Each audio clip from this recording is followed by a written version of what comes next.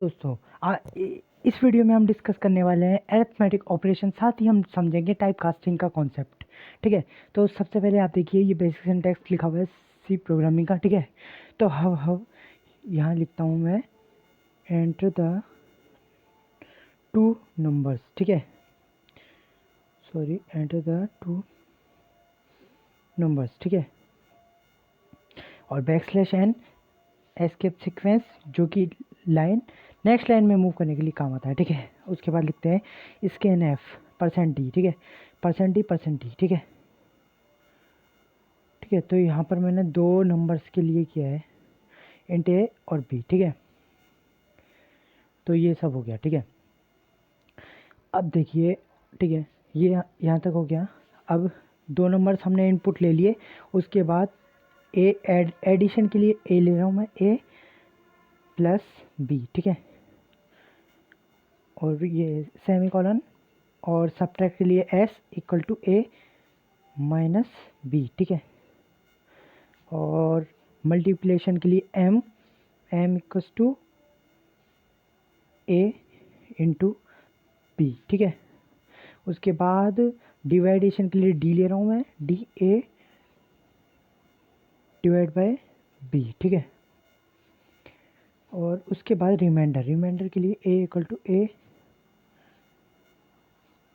%b। ठीक है, तो ये परसेंट का निशान होता है इसको।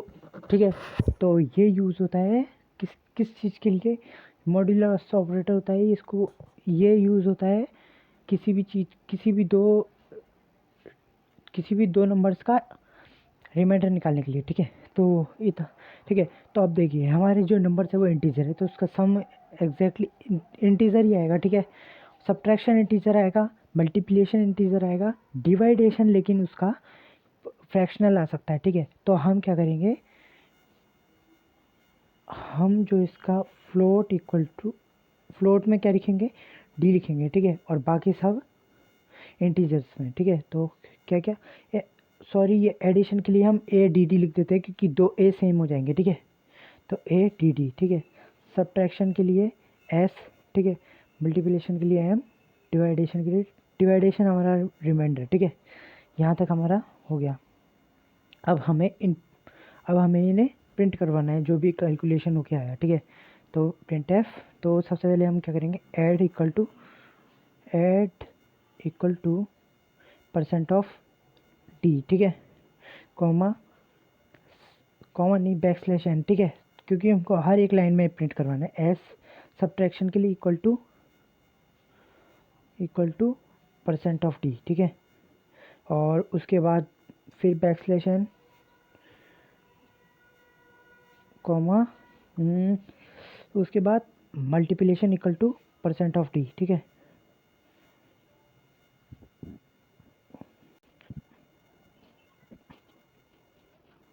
सभी चीज़ के लिए लिख लिया है। एडिशन के लिए %d, एस के लिए %d, एम के लिए %d, और डिवीज़न के लिए %f, क्योंकि हमने %f से डिफाइन किया है, और रिमाइंडर के लिए %d। ठीक है, अच्छा, इतना हो गया। अब देखिए, अब हमें किस किस इनके अब हमने वैल्यू डाल दी %d, लेकिन %d किस चीज़ के लिए आ रहा है वो डिफाइन करना पड़ेगा। ठीक है, तो ये आ रहा है एडिशन के लिए। ठीक है, दूसरा आ रहा है सब्ट्रैक्शन के लिए, तीसरा आ रहा है मल्टीप्लिकेशन के लिए, चौथा आ रहा है डिवाइडेशन के लिए, और पांचवा आ रहा है रिमाइंडर के लिए। ठीक है, तो अब हमारे प्रोग्राम को रन करके देखिए, यहाँ पर हमारा सेमीकोलन नहीं लगाया, मैंने लगा दिया। ठीक है, अब हमारे प्रोग्राम को रन करके देखते हैं। ठीक है, तो हमने प्रोग्राम को रन किया, हमने 4 डाला। ठीक है, तो यहाँ पर एक मिस्टेक है कि मैंने स्कैनफ में %d किया, लेकिन वैल्यू इनपुट नहीं करवाई किसी में भी। ठीक है, तो ये एंड बी। ठीक है, तो ये मैंने वैल्यू की इनपुट ले ली। ठीक है, तो यहाँ पे मैंने डाला 2। ठीक है, और यहाँ पे मैंने डाला 3। ठीक है, 2 और 3। तो देखिए, आप एडिशन आ गया 5, सब्ट्रैक्शन आ गया माइनस, मल्टीप्लिकेशन आ गया 6, डिवाइडेशन 0 आ रहा है इसका, और रिमाइंडर आ रहा है 0। ठीक है, तो क्योंकि 2/3 करोगे तो वो 0 ही रिमाइंडर आएगा। ठीक है, लेकिन अब एक और चीज़ देखते हैं। ठीक है, ठीक है, तो अब हम लेते हैं यहाँ पे 4 और यहाँ पर 3, ठीक है। एडिशन आ गया 7, सब्ट्रैक्शन 1, मल्टीप्लिकेशन 12 और डिवाइडेशन आप यहाँ पर देखिए सिर्फ 1 आ रहा है, ठीक है, क्योंकि ये 1 पॉइंट कुछ आना चाहिए और रिमाइंडर आ रहा है 1, ठीक है। तो अब यूज़ करेंगे हम टाइप कास्टिंग। अब टाइप कास्टिंग क्या कहती है कि अगर आपके एक तरफ फ्लोट है, ठीक है, एक तरफ फ्लोट है, दूसरी तरफ इंटीजर है, ठीक है, तो ये पॉसिबल नहीं है, ठीक है।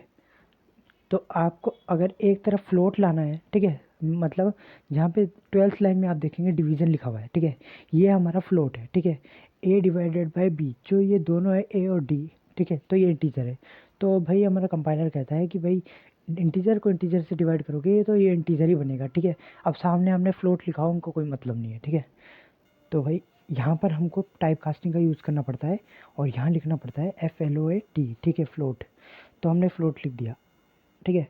अब फ्लोट में हम लिख देते हैं कि अब देखिए यहाँ पे मैं लिख रहा हूँ 0.2, ठीक है। इसका मतलब है कि हमको किसी भी डेसिमल के बाद 0.2 तक आंसर चाहिए, ठीक है। इसका मतलब ये होता है, ठीक है। तो अब इसे रन करके देखते हैं, ठीक है। तो हमने डाला 4, हमने डाला 3, सॉरी 3, ठीक है। तो अब करके देखते हैं, ठीक है। तो अब ये देखिए 1.33 answer, that is the correct program of और, ठीक है।